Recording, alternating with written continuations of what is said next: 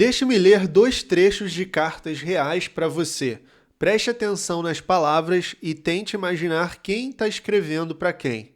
Ah, meu caro amigo, é em momentos como esse que minha alma voa para se encontrar com a sua. À medida que elas se misturam, sinto-me exaltado e enobrecido. E agora o segundo trecho. Você não imagina o genuíno prazer e o conforto que recebo de cada uma das suas cartas. Fomos fortemente atraídos um pelo outro. Se você pensou que essas eram cartas de amor entre um casal apaixonado ou declarações secretas mantidas no escuro, você errou. Essas foram cartas trocadas por homens jovens e comuns no início do século XIX. Eles não eram amantes, eram apenas amigos. Agora, pare por um segundo e pense o que aconteceria se você mandasse uma mensagem para o seu amigo hoje em dia dizendo que a sua alma voa para se encontrar com a dele. A maioria das pessoas hoje reagiria de duas formas, ou acharia que é uma piada e ignoraria, ou ficaria desconfortável, interpretaria como flerte e se afastaria. Algo fundamental mudou na forma como nos é permitido demonstrar afeto pelas pessoas ao nosso redor. E o mais assustador é que quase todo mundo vivo hoje nasceu do outro lado dessa mudança, sem sequer perceber que um dia existiu uma alternativa. Na Grécia e na Roma antigas, a amizade não era vista como um extra, um passatempo fútil ou algo para preencher o tempo livre. Ela era considerada o pilar central de uma vida plena, a coroa da virtude humana. Hoje, vivemos a maior epidemia de solidão da história documentada. Temos centenas de seguidores, dezenas de chats em grupo, dezenas de memes compartilhados todos os dias, e, no entanto, muitos de nós não têm uma única pessoa a quem possam recorrer em uma crise real. Como chegamos aqui? Como uma das melhores experiências humanas se degradou para virar apenas um emoji de risada numa tela de 6 polegadas? Hoje, nós vamos investigar a história, a filosofia e a tecnologia por trás do colapso da amizade. Inscreva-se, pois esse é o seu canal para aprender e cultivar a filosofia cética aqui no YouTube. Para entender o que perdemos, precisamos primeiro entender o que a amizade já foi. No século IV antes da Era Comum, Aristóteles sentou-se para escrever a Ética a Nicômaco. Seu objetivo era responder a uma das perguntas mais antigas da humanidade: como alguém deve viver uma vida boa? Ele dedicou 10 livros a essa questão, e 2 inteiros foram exclusivamente sobre a amizade. E no outro livro, A Política, ele afirmou que um ser humano é um ser social. Para viver sozinho, ele precisaria ser um deus ou um animal. Para Aristóteles, a amizade não era um luxo, era o centro da questão. Ele escreveu que um homem sem amigos jamais poderia viver bem, não importa o quão rico, poderoso ou saudável ele fosse. Ele definiu o verdadeiro amigo com uma frase célebre: o amigo é um outro eu. Aristóteles dividiu a amizade em diferentes níveis. A amizade da utilidade, onde duas pessoas são úteis uma para a outra, pense nos seus colegas de trabalho ou contatos de networking. A amizade de prazer, onde vocês se juntam apenas porque se divertem, seus parceiros de jogo, de futebol ou de balada. E a amizade de virtude, onde duas pessoas se admiram mutuamente e buscam ativamente tornar o outro uma pessoa melhor. As duas primeiras, disse Aristóteles, são rasas e passageiras. Mudou o interesse ou o prazer, a amizade acaba. Comenta aí quantas vezes você já viu isso acontecer na sua vida. Mas a terceira, a amizade de virtude, é rara. Leva anos para ser construída, exige caráter e a vontade de lapidar o outro através da verdade e do tempo. Era essa amizade que ele considerava essencial para a existência. França, século XVI. O ensaísta Michel de Montaigne escreve sobre seu falecido amigo Etienne de la Boétie. Montaigne passou o resto da vida à sombra dessa perda. Quando tentou explicar em seus ensaios por que aquela amizade tinha sido tão devastadora e marcante, ele escreveu a frase que ressoa até hoje: Parce que c'était lui, parce que c'était moi. Porque era ele, porque era eu. La Boétie foi para Montaigne um amigo genuíno, segundo a definição de Aristóteles, um amigo de virtude. Para o cético Montaigne, a amizade era o evento central da sua vida. Casamento, política, deveres sociais, tudo vinha em segundo lugar. E essa visão não ficou presa nos livros de filosofia. Ela moldou o comportamento real até o século XIX. Em 1833, o pensador americano Ralph Waldo Emerson viajou até a Escócia e conheceu o historiador Thomas Carlyle. Eles passaram apenas 24 horas juntos. Emerson subiu num navio de volta para a América e pelos 38 anos seguintes, eles trocaram cartas ininterruptamente. Sua correspondência preenche 2 volumes grossos. Eles sustentaram uma das amizades intelectuais mais influentes do século XIX do outro lado do oceano, baseados em um único dia presencial. Por quê? Porque ambos herdaram uma tradição cultural que dizia: é assim que vidas sérias são construídas. Então, o que aconteceu com esse legado de 2000 anos? O amor romântico sobrevive em qualquer cultura porque atende ao impulso biológico da reprodução. O amor familiar sobrevive porque segue o sangue e a sobrevivência da tribo. Mas a amizade não tem nenhuma âncora biológica. Ela existe puramente porque 2 pessoas decidem que ela deve existir. E no momento em que uma cultura para de valorizar a amizade, ela é a primeira coisa a morrer. É o amor mais fácil de perder, porque você pode passar a vida inteira sem nunca entender exatamente de onde vem o vazio que você sente no peito. Mas havia outro fator silencioso acontecendo que afetou especialmente os homens. Ao longo da história, demonstrações intensas de afeto entre amigos masculinos eram normais. No entanto, no final do século XIX, a linguagem e a sociologia passaram por uma transformação rápida. Em 1869, o escritor Carl Maria Kertbeny cunhou a palavra homossexual. Antes dessa época, a atração pelo mesmo sexo era entendida como um ato ou um comportamento. A partir dali, transformou-se em uma identidade, uma categoria de pessoa. Como o filósofo Michel Foucault descreveu mais tarde em sua História da Sexualidade, foi o momento em que o ato pontual virou uma categoria existencial. E isso teve um efeito colateral profundo na amizade masculina. À medida que o conceito se popularizou e eventos como o julgamento de Oscar Wilde em 1895 chocaram a sociedade ocidental, qualquer expressão de afeto profundo ou vulnerabilidade entre homens começou a ser vista com desconfiança total. A linguagem devocional que enchia as cartas dos amigos no passado tornou-se suspeita. Dentro de poucas gerações, homens que antes expressavam amor fraternal com paixão tornaram-se ultra-autoconscientes. Uma barreira tácita foi erguida: não chegue perto demais, não demonstre afeto demais, ou a sociedade vai julgar você. A amizade masculina foi empurrada para a defensiva. Ela foi reduzida a assistir esportes juntos, beber e falar de trabalho e mulheres. A conexão emocional profunda virou tabu. Se a amizade já estava morrendo, a chegada da televisão e mais tarde da internet foi o golpe definitivo para enterrá-la. No ano 2000, o sociólogo Robert Putnam publicou o famoso livro Bowling Alone, Jogando Boliche Sozinho. Putnam analisou décadas de dados sociais nos Estados Unidos e descobriu uma correlação assustadora. Quanto mais horas de televisão uma pessoa assistia, menos provável era que ela participasse de clubes, recebesse amigos para jantar ou soubesse o nome dos vizinhos. A televisão foi a maior preditora de desengajamento civil da história. Pela primeira vez, o entretenimento doméstico substituiu a socialização pública. As pessoas pararam de sair de casa à noite para encontrar sua comunidade. Elas passaram a sentar no sofá e assistir a imagens de outras pessoas. Entram a internet e as redes sociais. A conexão humana virou a fachada, o engajamento virou o produto real. A tela alivia a coceira da solidão sem nunca nutrir a fome de conexão real. Você passa 2 horas rolando o feed.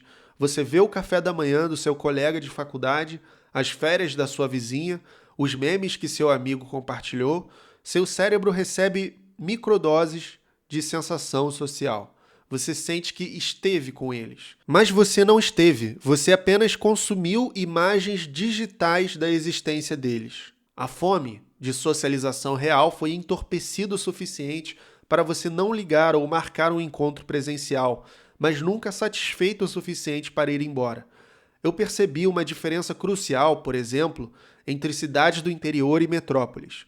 Nas cidades do interior, como aqui em Toledo, os amigos se encontram com maior frequência.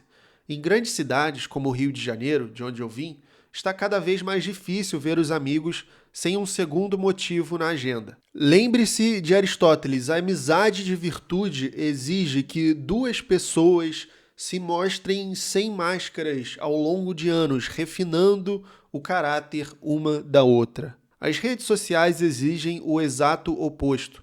Elas premiam a performance em vez da presença.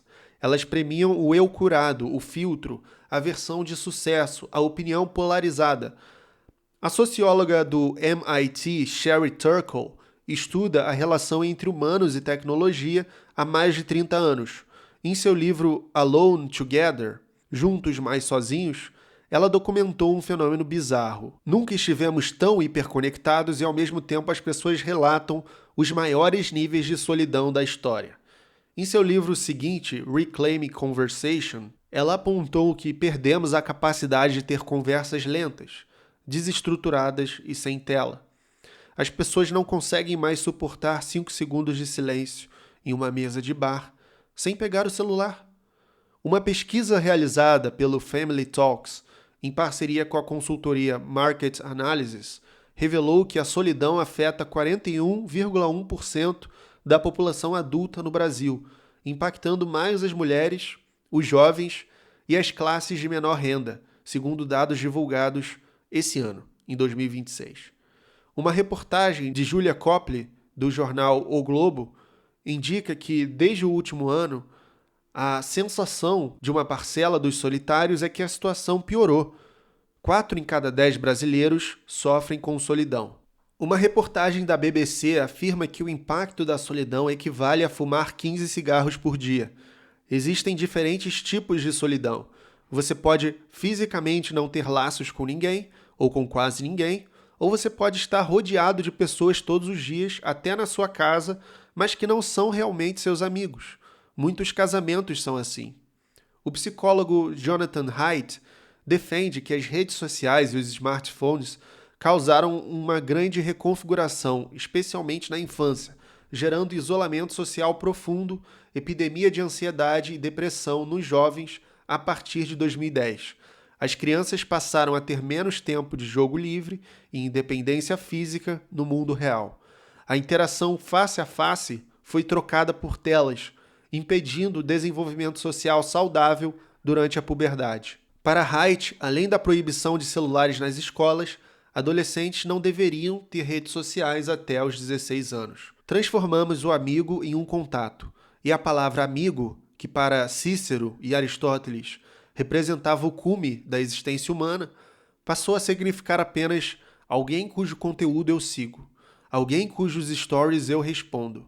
Há uma palavra que define a amizade moderna acima de qualquer outra: conveniência. Queremos um amigo que seja fácil de ver, o amigo que mora no caminho do trabalho, o amigo que responde rápido na DM, o amigo cujos problemas não exigem muito do nosso tempo, nem do nosso equilíbrio emocional. Se um amigo passa por uma crise profunda, fica chato, depressivo ou exige nossa presença constante, a resposta moderna é muitas vezes o afastamento disfarçado de preservar a própria saúde mental.